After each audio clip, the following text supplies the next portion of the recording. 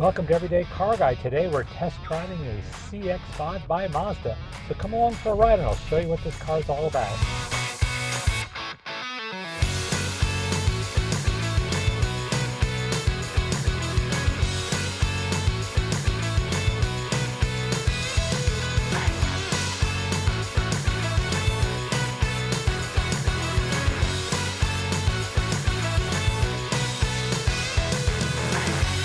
Hey, welcome to Everyday Car Guy. Today we're looking at a Mazda CX-5.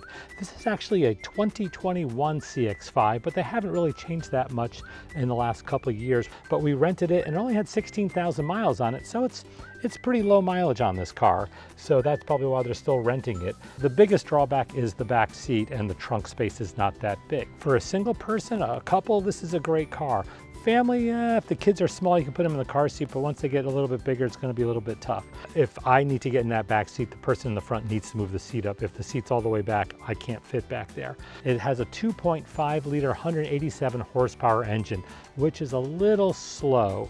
It takes over 8 seconds to get to 60 miles an hour. Yikes. So beware when you're pulling onto the highways. The base model actually comes with aluminum alloy wheels and a lot of safety features. This model is not the base model. It has a few extra features. For example, it has heated and cooled front seats and heated rear seats. It's very interesting where the buttons are for the heated seats in the rear. When you put the armrest down in the back seat, there's two little buttons to put the heater on. And there's also two USB ports right there if you want to charge your phones or if you have kids with some type of game. It does come with a sunroof, has a good stance. It's a little high when you sit in it. It has a nice height when you're sitting in it, so you have good visibility. You sit kind of high up, which is nice, so you feel like you're not laying down on the ground like in, let's say, the Prowler or even the Tesla. The Mazda CX-5 starts at a pretty good price. It starts at $26,000, a little bit more than $26,000, and goes all the way up to $38,000. So at the $38,000, it is completely loaded. But at that price, you might want to take a look at maybe the Hyundai Santa Fe for a few $1,000s more and get that one loaded because it has more room in the back seat. The car comes with a lot of safety features, and one of them that I really like is the rear cross-traffic collision alert. So if you're backing out of a spot and there's like a minivan next to you and you can't see around it, it will warn you, and on the upper levels, it will stop automatically to avoid a collision. This car also has adaptive cruise control, and it has lane keeping alert. So if you start to drift out of your lane, it will notify you. The higher models will actually keep you in the lane. It also has blind spot warning in the mirrors. Some of the other safety features in the CX-5 is a forward collision warning alert.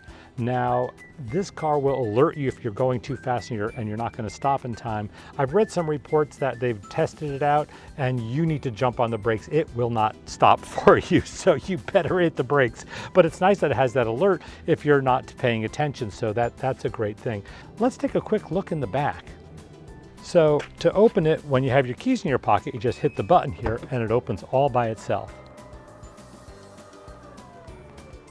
As you can see, there's a pretty good amount of room in here. You can put some luggage in here, some bags, and if you want to push the seats down, you just hit those two switches and the seats fold forward.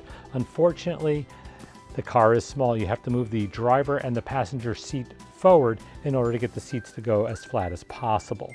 To put them back up, you just push them back up. It's just very simple. To close, just hit the button and it closes all by itself. So with a lot of new cars, you can keep your key in your pocket and you don't have to pull your key out to unlock it. As you come up to the car, you just hit the button and it unlocks. Very easy. To lock the car, it's the same thing. You hit the button and the mirrors close in and the car is locked. I love it. Let's take it out for a quick spin.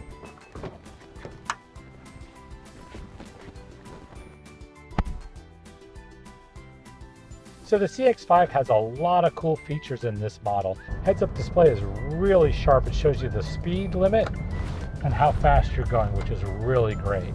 So it reads stop signs on the heads-up display, but does not see traffic lights.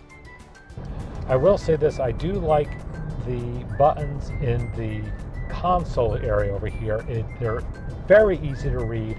I can glance down and see my buttons. Unlike certain cars, I always complain about the The Lincoln has too many buttons in the console and they're hard to read, and as I said, I always change the station instead of turning the fan up or vice versa. So those are some of the things I don't like about that car, which I do like about this very simple Mazda. So one of the things I don't like about it is this kind of like a mouse thing. You have to turn it to slide it. I think you'll get used to it. I know we looked at a Lexus that had that and I wasn't crazy about it, at least my wife wasn't. But with all cars, you get used to everything that you're doing. All the buttons are down here to change things. You have a home button and you can change it to navigation. Then you have to select it and then the navigation comes up. I do like the stereo system. It has a Bose stereo system, which sounds pretty good for this little car. Has a lot of information on the steering wheel. You can adjust your distance between your cars. It can adjust, your speed. All those things are all on the steering wheel, including the volume on the radio. The gas tank is analog, so it's easy to read, which I like, and it also shows you how many miles until empty. Its pickup is not that great. I believe it does 0 to 60 in over 8 seconds, so that's not that great. You're not winning races in this car. You can hear the gears winding, but it does get, I believe, 31 miles to the gallon on the highway and 25 in the city. It has a 6-speed transmission, so that's pretty good, and that's probably why you're getting such good gas mileage. It has a 187 horsepower inline 4-cylinder engine. The upper models do get a turbo, which makes it a little bit faster, but of course it's not as good in gas mileage. Handles pretty good. It's a little bit of a bouncy ride. So I'm just testing to see if it's going to hold its lane, and it does not look like it is. So it does beep if you go out of the lane, so that's the warning that it gave me. It did not pull me back into the lane, so it's only warning me when I go out of the lane with a beep. That's still pretty good. It was pretty loud and it did its job. Okay, now we have it on adaptive cruise control and it's slowing down pretty good. That's pretty neat. Did a good job. I have it set to 53 miles an hour and we're doing 51, so it's slowing down for the guy in front of me. Let's see if this car's going to stop in time. Okay, traffic is stopping and it hit the brakes pretty good. It slowed down really good. Let's see how she does with this stoplight. Very good. She's coming down to a stop and comes to a complete stop. I do miss the auto lane keeping, where it keeps you in the lanes. That is something this car does not have. But the seats cool down really nice, which I do like in this hot weather. Its ride is a little bit bouncier than definitely the Santa Fe, and the Lincoln rides a lot better than this car. But again, that's because it's probably a small wheelbase, and the smaller the wheelbase, it doesn't take up all the bounces. It handled pretty good for a compact SUV. It just doesn't ride great. Has a nice tight turning radius. Navigation works really nice. It was easy to hook up your cell phone. That's great. You get, of course, as I said, you get Apple AirPlay and Android hookups too. Visibility is pretty good. It's a little bit of a blind spot in that corner over there, but overall it's pretty good.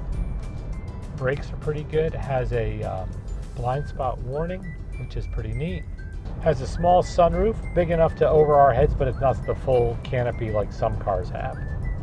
So my biggest drawbacks in this car is the rear seat and the amount of luggage space. But for the price, the base model, this model is probably around $32,000, $33,000. So just for a little bit of money, you get a lot of nice options. And when you're paying the car off for 5 years, that little bit of options doesn't cost much per month. I cannot tell you how much I love that heads-up display. But other than that, the sound system is great. The sunroof is nice.